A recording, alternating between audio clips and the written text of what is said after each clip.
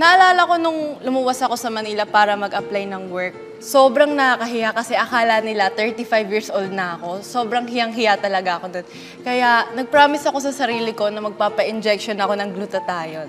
And then yun nga, after 2 years, nagpa-injection na ako ng glutathione.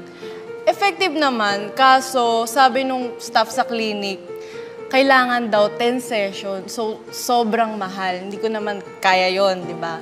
Kaya, I stopped. And then, gumamit ako ng W2 Mestiza Glutacaps. And it works! Sobrang pumuti ako. Pati yung siko ko, tuhod ko, kilikili, singit, lahat pumuti and sobrang pantay.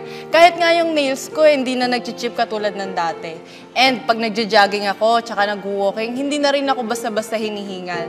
I feel so much healthier and younger by using W2 Mestiza Glutacaps. Ayun, last week nga umuwi ako sa probinsya at kinuha pa nila akong Reyna Elene. Ayun, pagbalik ko dito, sobrang nag-glow pa rin yung skin ko. Sobra yung radiant niya.